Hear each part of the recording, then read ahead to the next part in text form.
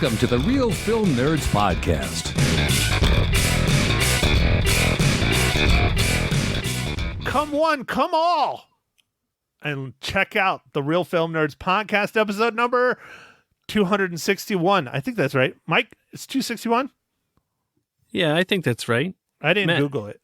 Matt, are we geeks today or what? Oh, hell yeah, we are. We are super geeks today. Although I prefer my chicken fried. I guess, I don't know. I think I like mine grilled better. Or rotisserie. Rotisserie. Yeah, Boston Market. Dude, I wish we had one of those here. How the hell do I live in a retirement community that doesn't have a Boston Market? I don't know, man. That's a travesty. Especially you guys are getting all those things. You got all the city people coming. They're gonna bring their city things, dude. They need their Pilates. They need their Boston markets. LaCroix. Yeah, LaCroix. You mean the shitty people? It's the city people. City. Oh, shitty people? Oh, South Park, I love you. Okay, Mike, so Real Film Nerds episode number 1, 2, no, 2, not 1. It's always number 1 because you're number 1, Mike. Number 261, episode 261. There, I can speak the English. We're talking about an Oscar-nominated film for Best Picture for this year, 2022, but I guess it's 2021 because that's when the film supposedly came out. We're talking about Nightmare Alley, directed and co-written by Guillermo del Toro. Mike, why don't you give us the rundown for this fantastical film? All right, man, I will. All right, so it was directed and partially written by Guillermo del Toro, and screenplay was Kim Morgan. This movie is starring Bradley Cooper, Cate Blanchett, Toni Collette, Willem Dafoe, Richard Jenkins, Rooney Mara, Ron Pearlman, Mary Steenburgen, David Strathairn. It's like a who's who of like all kinds of great actors. Anyway, an ambitious carny with a talent for manipulating people with a few well-chosen words hooks up with a female psychiatrist who is even more dangerous than he is. See, I think that's not a super accurate, description of this film because that's only like the last third of the film. Yeah, that's not the best, but the other ones are really, really wordy, and I don't know. But, this I think this movie is a little bit hard to describe. It is. I could try and describe it. It's like the first act is this thing, the second act this thing. It's I don't know. It's hard to describe. It's no worries, man. There's a lot going on. I have to say, Mike, surprisingly, I thought this was going to be like a monster movie, like most of Guillermo del Toro's previous films. Not all of them, but a lot of them, because that's what he loves to do. That's what he's known for. This is more of a monster movie, as in the person inside is a monster. And I rather enjoyed it. I thought it was a very interesting film. The last third, which is what the description is, wasn't really my favorite part of the film. I will say my favorite part of the film is the first third, or maybe the first 2/3. But surprisingly, I really, really enjoyed this film. I didn't have high hopes for it. I thought it was kind of weird. But, dude, stellar cast. Just incredible. Everyone is in this movie. Yeah, the cast is really what makes this movie. I mean, also the awesome visuals, the beginning part of the carnival or freak show. I don't know what you would call it, but that was really, really neat. I thought that was amazing. Just the period piece. Like, I didn't know this was a period piece or anything. Well, I think it's a carnival and a freak show because, a freak show is part of a carnival. When I was discussing this film with my mother, we didn't do the radio today. It was called out sick. But she kept referring to it as a circus, and it was started by, P.T. Barnum. I'm like, no, there is a very, very big difference between a carnival and a circus. Carnivals have rides, circuses have animals. The animals are the freaks in the carnival. I guess is how I would describe the two. Yeah. But no, I really liked it. I don't want to go out on a limb because we haven't seen all the Best Picture nominees yet. We've seen a lot of them. My opinion, hands down, the cinematography of this film right now, of the ones I've seen, I think should win it. I mean, it was really gorgeous. It was very unique, very pretty, very well done, wonderful shots. The only thing that I think probably rivals it that's better is probably Dune. Because I know Dune's nominated for Best Picture and Best Cinematography. This is on the level of Dune. It was fantastic. It was really, really good. Yeah, it was really well done. There's so many great actors in this movie, and it's a different kind of story. I guess you're right, Matt. Without giving away too much, it is kind of about the person inside getting consumed by evil or just their own greed or whatever's missing in their life. I don't know. I think greed is a good descriptor, but also ego. Yeah, and just there's some cool, I guess they're not cool, but there's foreshadowing used, and like you can kind of see some stuff is going to happen, but you just don't know how it's going to happen. So you keep on watching. It's like when the train's going to hit the car, you know it's going to happen, but you keep looking. Yeah, you can't look away. Right. Just like, what do we call it? They actually have laws against it here in Arizona. What is it? Rubbernecking. They have rubbernecking laws. It's like you're driving by the car accident and you can't look away. You don't want to look at it, but you can't look away at the same time, right? Yeah, no, that's 100% right, man. So, yeah, you're right. I knew with Guillermo del Toro being involved that the visuals of this movie, the cinematography would be really well done, and he continues that streak.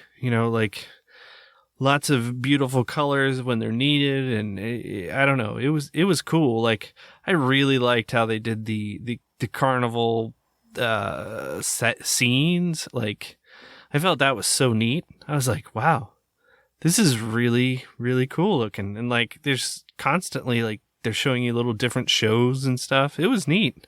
Yeah, this is a feast for the eyes, especially in the background. There's a whole lot going on, a whole lot of things to pay attention to. The wardrobe, the costuming, the way people hold themselves, their mannerisms, the way they talk. I mean, it's that whole first, I'm going to say 2/3 of the film, I thought was absolutely wonderful.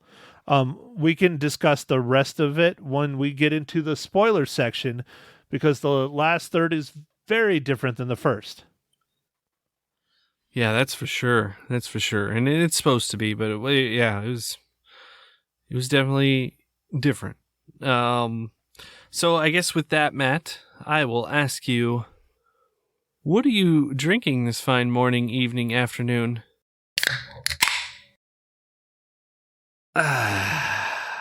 Well, Michael, I am going through my stockpile of Mexican beers.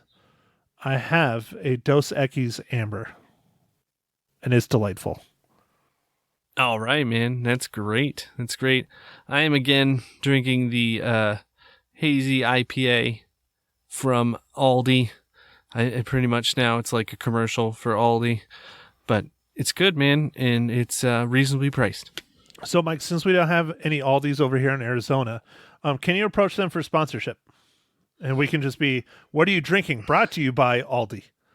And they can ship me beer. Yeah, that'd be cool. That'd be cool. I think that'd be neat. So are they in Arizona at all, Matt? Not that I know of. No, sir. Okay. It's just it's a German grocery store chain. So, and they do things a little differently, but it's good, man. I was talking to one of my clients that's looking to move here from Minnesota, and he was talking about Aldi, and he was saying how Aldi has an inflatable 6-person hot tub that's for sale for like $600, and they can't keep the stupid things in stock. And I'm like, I can't imagine why. That sounds absolutely wonderful for me, because I'm about the size of 6 people. Yes, I see, man. I don't know, man. They sell a lot of interesting things, dude. I think Mags picked up a kiddie pool for our son there while getting, food. Dude, beers and hot tubs. How the hell do we not have one of these? I know. All they need is a time machine. Yeah, we're good. We're golden. Then we can go back to the ski resort in Flagstaff in 1985 or whatever 80s year it was and rock out and, live our best lives as a ski bum. Yes. Okay, Mike. So this now means, I hope you're ready. Your favorite part of the entire program. Mike, what horrible dad joke are you going to read and torture our listeners with today? I got dad jokes. I don't think they understand, though. Gotta think I'm funny. Other people never laugh, though. Dad jokes. Oh, dude, come on. You love them, man. You love them. How do you get a farm girl's attention? With or without a goat? A tractor. I think the goat one was better, but that's fine. That's fine, Mike. That's definitely a dad joke. Yeah, that's pretty good. I almost said donkey, but that probably would have been too far. Oh, okay. All right. Well, I'm glad you didn't go too far. Okay, Mike. Well, let's get it out of the way again. This is like 3 or 4 weeks in a row of nothing but easy MCU tie-ins. This is another really freaking easy one. But Mike, how does Nightmare Alley relate to the Marvel Cinematic Universe?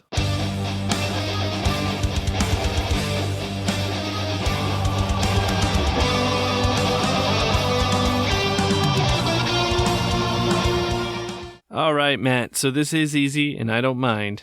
This is, of course, I'm going to use Bradley Cooper for this as Rocket from Avengers, Endgame, and Guardians of the Galaxy Volume 1, Guardians of the Galaxy Volume 2, and Avengers Infinity War.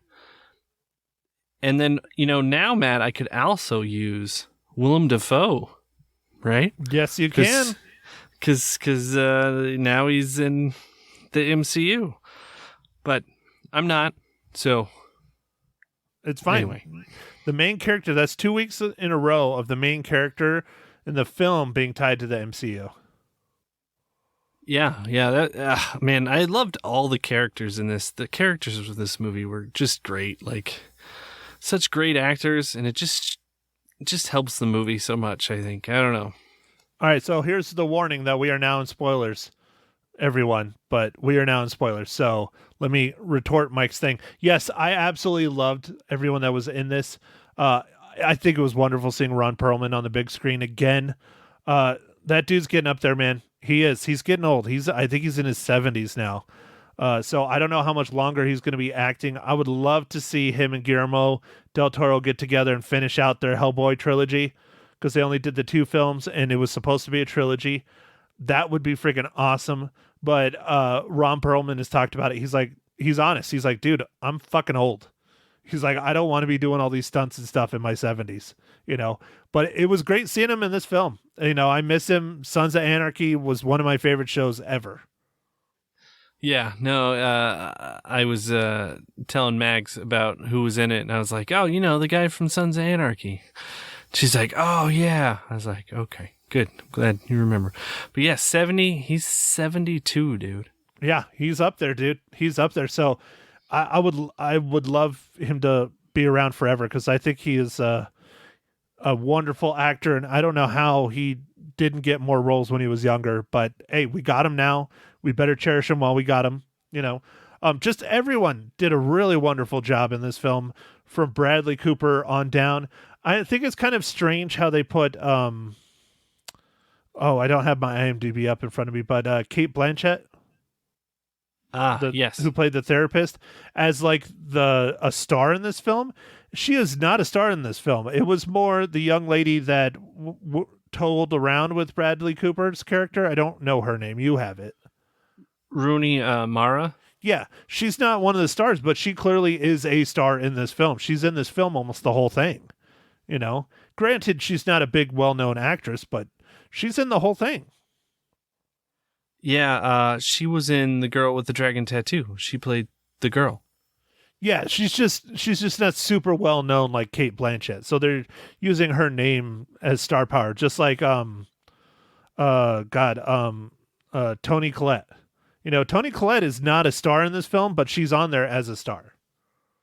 Oh, I guess that's true. But her character, even though it's more towards the first third of the movie, is really valuable, and then kind of makes an appearance again a little later on. And I don't know.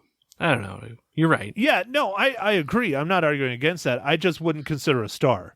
Like the star you think is in every single part of the film. She's not in the end of the film. She's not really kind of in the middle. Once basically Bradley Cooper's character leaves the carnival, then she's kind of out. Yeah, that's true. That's true. I really like Willem Dafoe's character, even though we didn't get to see him all the way. But I liked when he would just go into like announce like his announcing or whatever, even though it was just him and Bradley Cooper. Yeah, he was just talking. He was still giving his spiel. Yeah, it was wonderful. William Dafoe, I mean, he killed it. And the passion and everything that he put behind the character, like that whole scene, again, we are in the spoilers, the whole scene where they're going through basically the jarred fetuses of everything and the freaks and all that shit.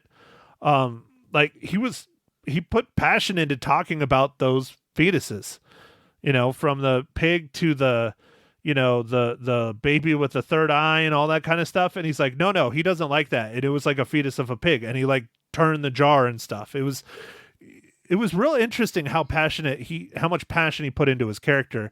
And it wasn't a super big part. I would say it was, you know, co-starring kind of part. Yeah. One of the scenes where he's explaining how you get a geek was quite interesting. I mean, it plays into the entire movie, but that was an interesting scene. You know, there's several scenes in this movie that kind of lead to different things, and that one was like, why are we learning about this? And of course, later on, we find out more. Yeah, because they go into hardcore, intricate detail about the geek at the beginning of the film, and you're just like, okay, that's interesting, but why do I care? Well, you find out at the end of the film. Yeah, for sure. Yeah, I don't know, man. It was just good. Like, the character that was Pete, he also kind of had some foreshadowing where he said he started to get too confident, so he can't do it anymore. Like, that was interesting, where he was like, I pulled myself out. I didn't want to become... He had a term. Forget what it was. Do you remember what I'm saying? No, I don't. I don't remember what term he used. But yeah, that actor, again, dude, it's just star-studded cast. I mean, even the smaller characters, like towards the end, you know, the main rich guy, I'm forgetting the name of the actor, but he was in Step Brothers. Oh, yeah. I'm forgetting his name. Again, I don't have my IMDb. Richard Jenkins. Yeah, Richard Jenkins. And then the wife from Step Brothers is in the film as well. I mean, star-studded, man. I mean, just star-studded. It really is amazing how many people want to work with Guillermo del Toro, you know? Yeah, but I mean, it was a well done. You know, it's kind of sad, Matt. I don't think this movie will win Best Picture, and it's likely because the Shape of Water just won not too long ago. Right. And not that they ever do that, but they absolutely don't. They do that. I feel like they'll be like, well, someone else needs to get Best Picture, but this is a better movie. You know, I don't want to say it. It's probably going to be Power of the Frickin' Dog, man. Yeah, and I agree. This is, in my opinion, I think this is a much better film than The Shape of Water. I really did enjoy this film. Now, is it Guillermo del Toro's best work? No, but it's really good. I think it's 2/3 of a movie. again, we're in spoilers, so we can start talking about this. I think the last third of the movie was boring as shit. I think they should have just taken it out. I think the first 2/3, when they're in the carnival and they're in the freak show and they're explaining all that stuff, I understand why they had the last third in there, but they didn't need it to be that long. It shows him becoming a swindler, going to the town, taking advantage of the rich, pocketing their money by telling them what they want to hear. It's, like that South Park had that whole episode where they made fun of people that do that shit.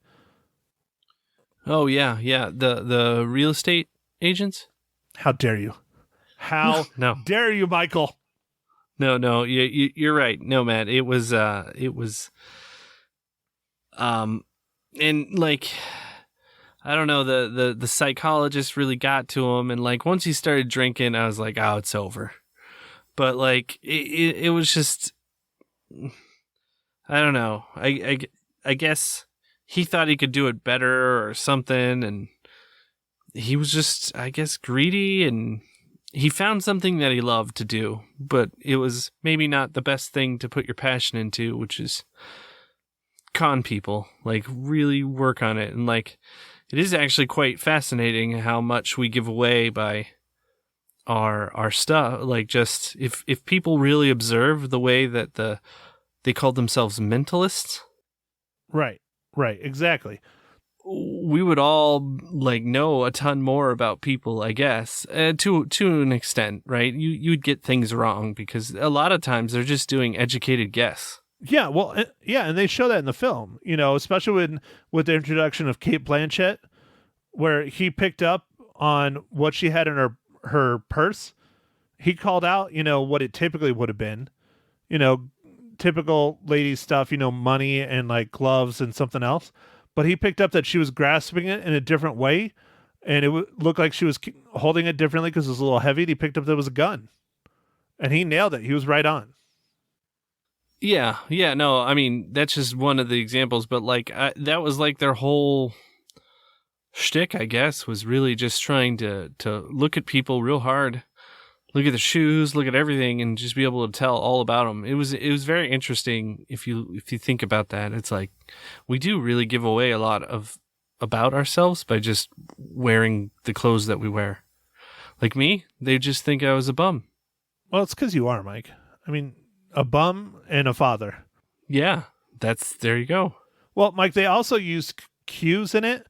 So like she would say certain words, like they show the training of him kind of learning how to do it, where she would say certain words that would trigger him to know what is like, what color hair or whatever they were doing by saying like precious or, magnificent or whatever. Like saying these other words would lead him into what the person is that they're trying to tell a fortune, I guess, or the future or whatever. Yeah, I'm not sure I don't remember them ever saying what they were like in the movie. Like, I mean, Bradley Cooper talked about being mentalists, but that was it. Yeah, well, that's kind of what they called it, but it was, they were kind of telling the future and telling past and saying they're communicating with, the dead. I mean, all that crap. That's straight out of, I don't remember when that was real big here recently. That was what, late 90s, early 2000s? I don't even remember the people that did it. There was like 4 or 5 of them that were on TV that were doing that crap. Oh, Miss Cleo. Right. Miss Cleo was one of them. Yeah. Oh, yeah. She didn't do very well after they caught up to her, but she did great for a while. Yeah, but that's exactly what this movie is. It just takes place in 1941-ish. I don't know. They keep referring to it being 1941, but there's a lot of time jumps in this film. So I don't know if it's 100% 1941. I want to go 38, 39, 40, and 41. I don't know. There's a bunch of time jumps. I think it's like the 30s when he first gets to the carnival, sometime in the 30s, and then I don't know how long it goes, and then it starts with World War II when he's in the like towards his downfall. Like, so I don't know, like, but it wasn't clear. It just said the 30s sometime. Yeah, no, I would go with that, but they just kept referencing 41, and when he first shows up to the carnival, they talk about the war, and they're referencing World War I, and how there's this guy with this mustache that's being crazy over in Europe again, And then all of a sudden, it breaks into World War II kind of thing. But Yeah, the when they dropped off the geek that was all, I guess, not going to make it,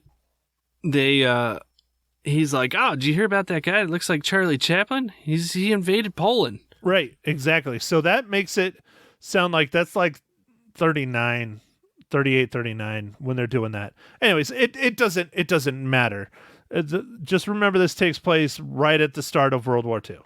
Yeah, no, that was fine. We didn't need to know an exact date. I mean, it was still cool. Like the opening scene in this where they're like taking down the carnival, like that was really cool. Like that was real well done. It's like, man, someone put some time into researching how this would have gone down and thinking about it. Like that was a lot of work.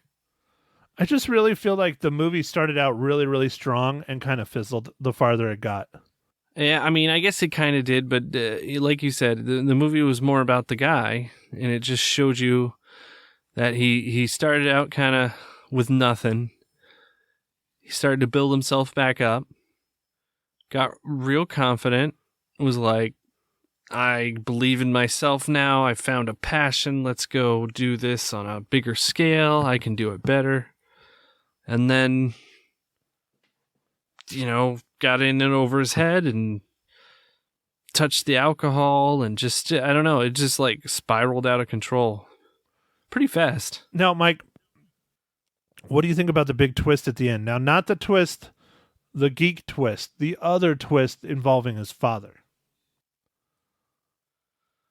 I didn't see, I mean, I didn't see either thing happening really, I mean, we're alluded to a little bit earlier that some stuff went on with his father, but he didn't really talk about it. And then the Pete, who's telling him about himself, was like, "That's it, I'm done," and he just stopped. Like he knew he was getting, like he could read that he was getting into some stuff with Bradley Cooper's character, so he stopped it. That was interesting. Like he knew that he was on, like he was doing well. And I guess that's a lot of what they did is you read people like to see if they're giving you the right reactions to figure out if you keep going in like a certain direction. Yeah, all his guesses were spot on when he was reading Bradley Cooper. And then later on you find out that he murdered his own father, basically, even though those scenes, specifically that scene right there, leads you to believe that his father died suddenly and it was detrimental to him. No, you find out later Bradley Cooper killed his father because he hated him or he just wanted to be free of taking care of him or what. They don't really explain, but clearly there's something there and something's going on. And then it rolls into, the big geek spoiler at the end and all that stuff. So, okay, Mike, let's do it. We're getting towards the end of our time.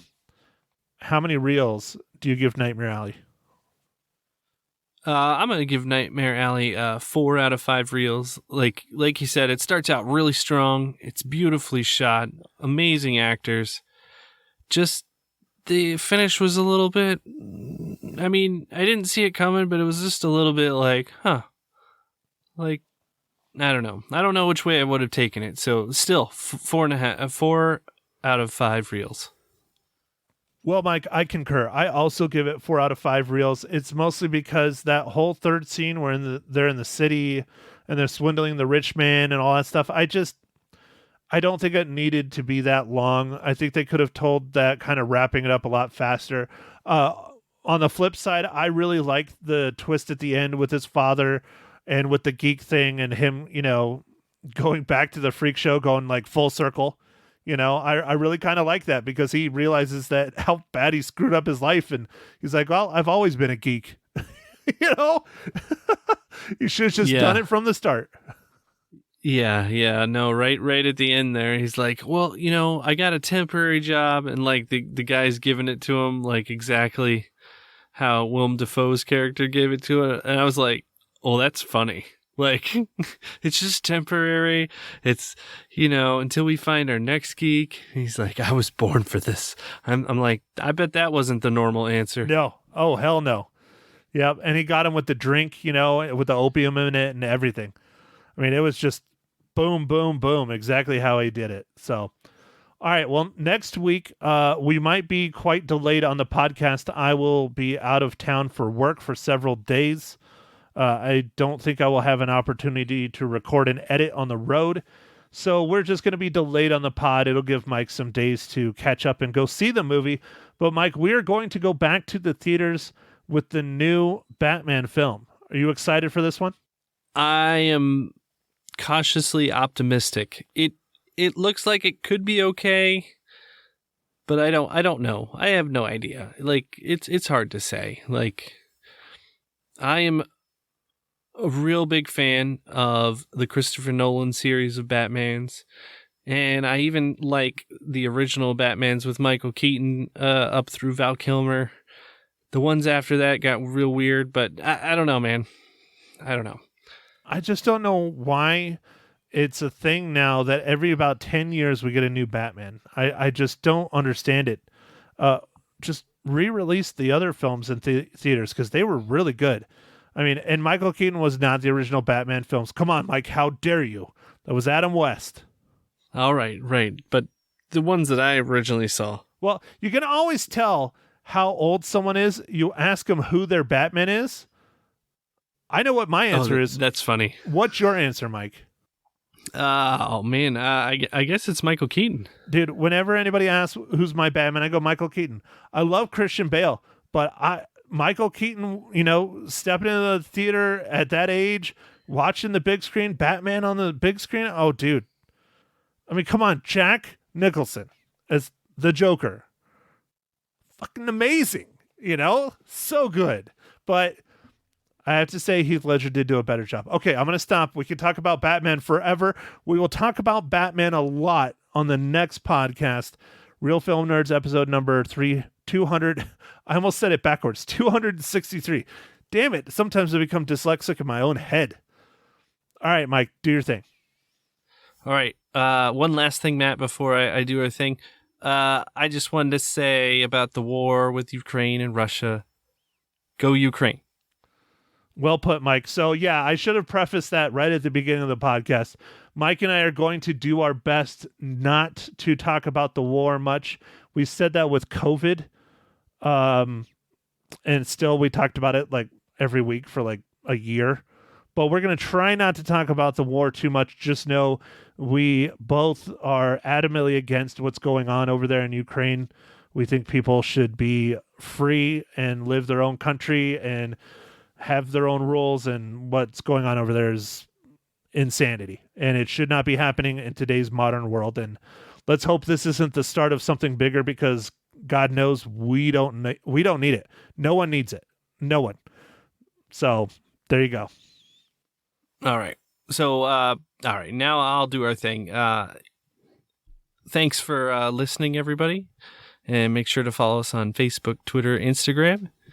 And, go out there, stream a movie or two, go watch a movie at the theater if you feel comfortable. And I think the COVID thing's actually dropping off. So at least for now, till the next variant. So get out there while you can. All right. Thanks, everybody. Catch you on next week. Thank you for listening to The Real Film Nerds. Now, don't forget to follow us on Facebook, Twitter, and Instagram at Real Film Nerds. Now, go out and catch a movie.